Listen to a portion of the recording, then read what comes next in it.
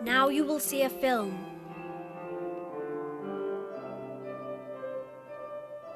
Made for children.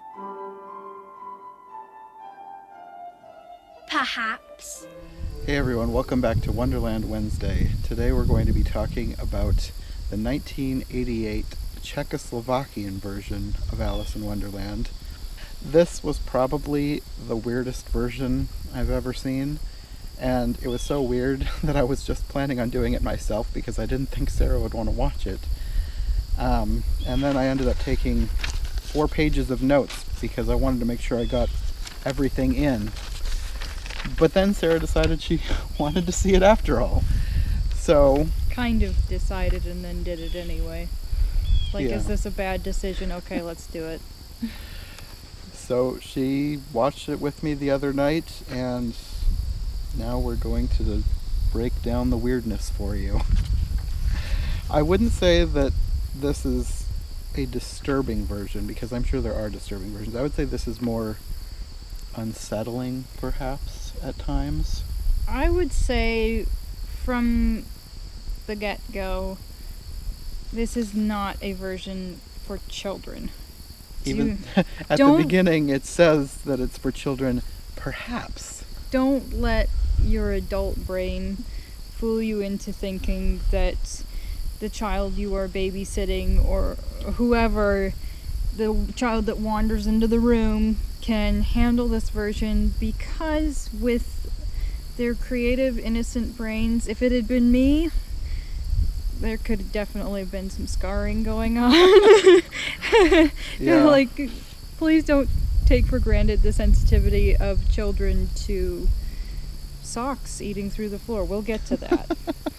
All sorts of strange things where I think you're right in describing it as viewing art rather than major entertainment. If you want a happy-go-lucky Alice, you can watch Disney. If you want to watch a really strange piece of creative art, this is interesting. I would say this is sort of like watching a surrealist painting come to life. This is very surreal. Everything is like a really weird dream. It almost makes less sense than the book Alice in different ways. It's just something you kind of have to see to fully understand. And really, I think it could be what a child imagines, but the kind of imaginings that scare a child. Yeah, I could totally see a little kid getting really creeped out by this. I'm sure there are kids out there that wouldn't be fazed at all by it, but for a lot us, of we them would have been. Yeah, you have things in shadowy places. One of the things I noticed that really stood out to me in this version is just how much physical, I guess you could say, abuse Alice takes in this version, more than in any other one I've ever seen. She falls and she bumps her head quite a few times. She just accidentally hurting herself, or the rabbit trying to hurt her to, either get her to stop grabbing at him or get her out of his house. There were just all of these instances of physical discomfort, which could also be disturbing to a child, but maybe was more disturbing to me than it would be to a child. Probably, because I didn't really think about it until you started mentioning it, and then I was like, oh yeah, that does happen quite a bit, doesn't it? And they kind of build you up to that, because at the beginning she's messing with her sister's book and her hand gets slapped, and it's like that rebuke is getting incorporated throughout her dream in different forms of physical discomfort. And also there were very dangerous objects in food, and I wonder if the message there was, I don't know, being careful what you eat. I'm not sure that there was messages in this but film. that didn't make sense though. Why attack in the marmalade? Maybe I'm getting ahead of us here. This is going to be a long review. Yeah, it probably is. I have 4 pages of notes, so... Okay, maybe we just need to take this scene by scene now that we've said that it's not good for children.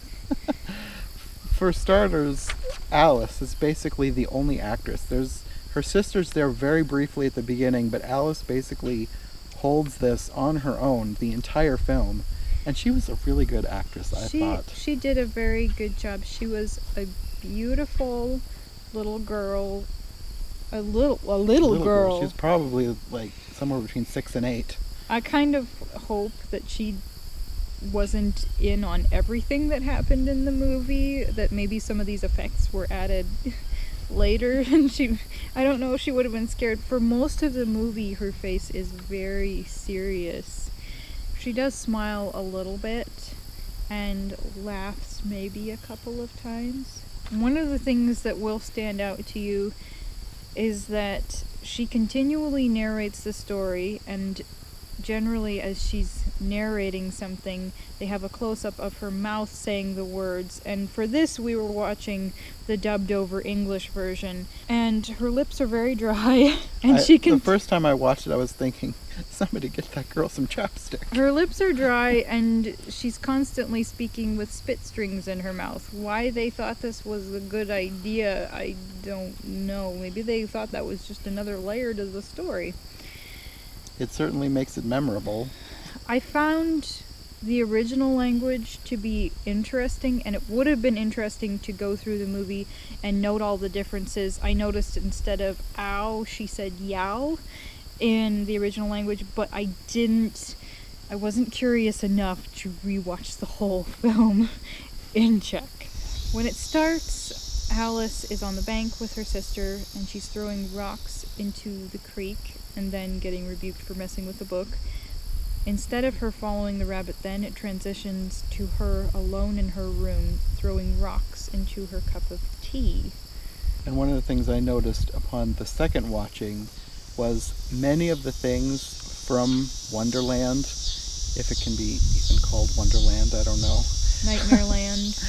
Many of the things from this dreamland are in her room. They're informing her imagination. Yes. One of the weirdest things about this version is the white rabbit. And maybe one of the most disturbing things, because Sarah was really disturbed by it. I was very disturbed, and he turned out to be kind of evil. Kind of. We can get into that. The rabbit is a taxidermied bunny rabbit. He's like a museum specimen that for some reason Alice just has in her room.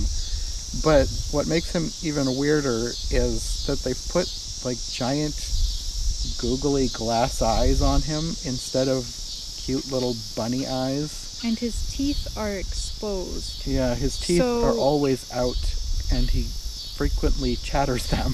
He looks like a demon bunny who's ready to jump at your throat and kill you. Basically.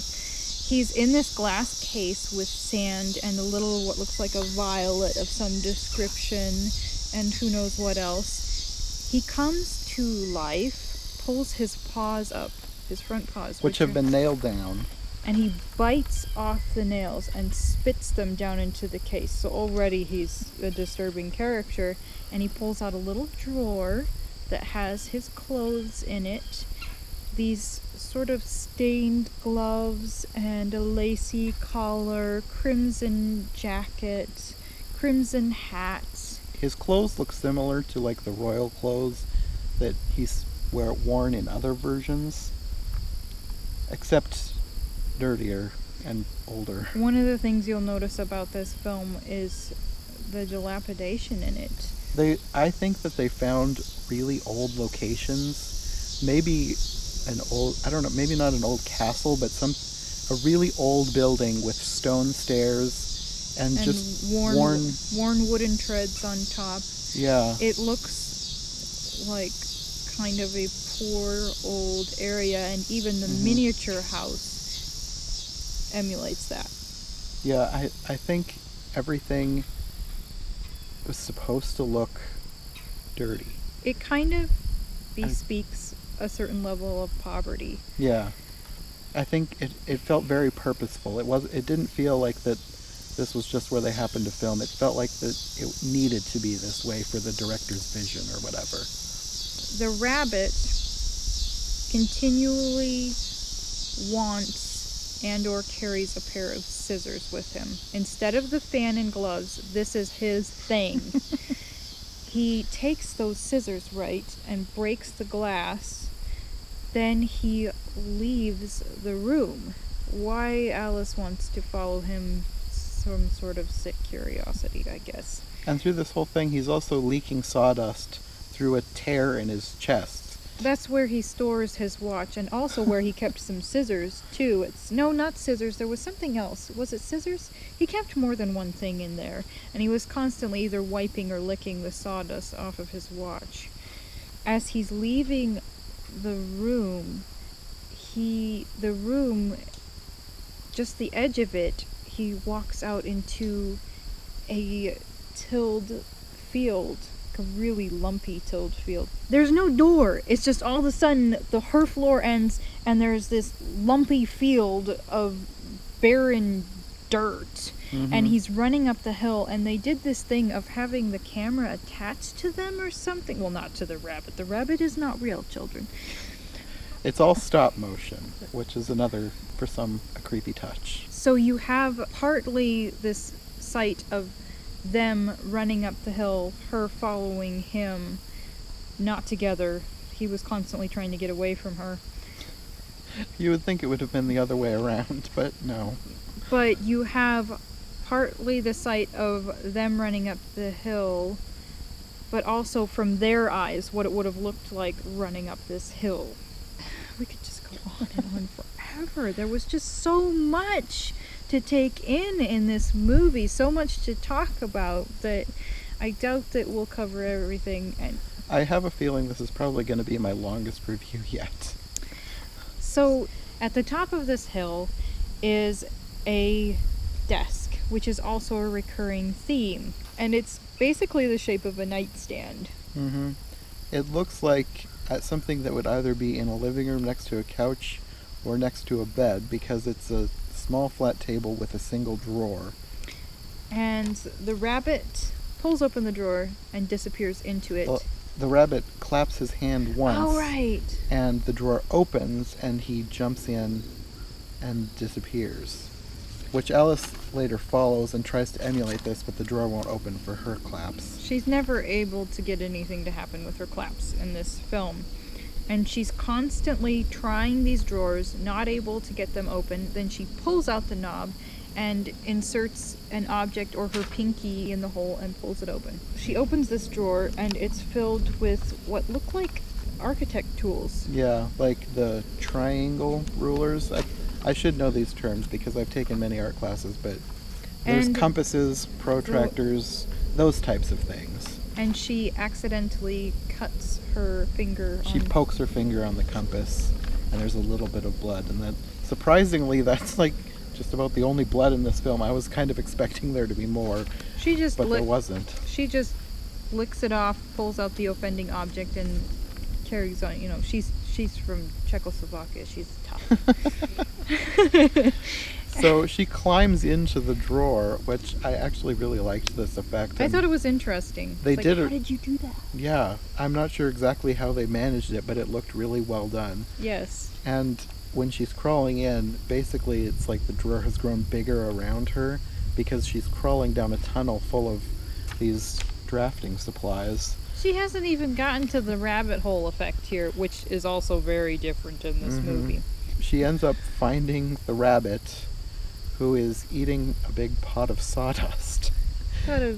Probably trying to replenish all the sawdust that has trickled out of his little tear in his stomach. But then when he's done, a whole bunch more comes out, so it was almost a wasted effort. I hope it was tasty.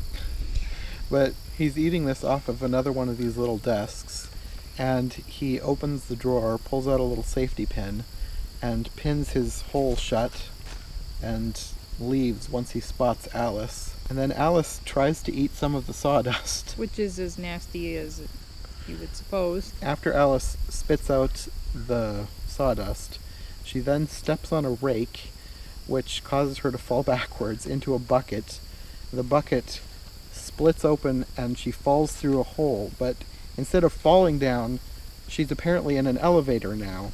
And as she's going down the shaft, you see all these different things that partly look like things from her room and partly look like things from a museum, because there's toys, there's taxidermy displays, there's things in jars. Foodstuffs. Another thing to note is, I'm assuming this was in Czech because it looks, obviously, but it looks like they had, you know, floor number 3, 2, and she keeps going until she's even below the first floor. It looked like to me.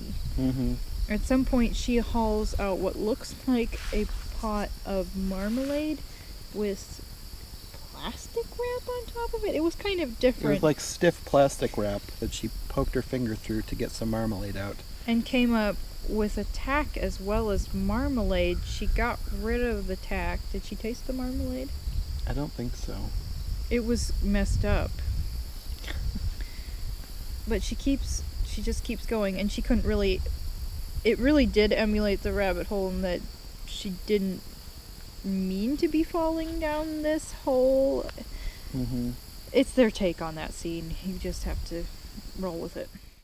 Hey everyone, as you can probably tell, we're not even close to being finished with our review.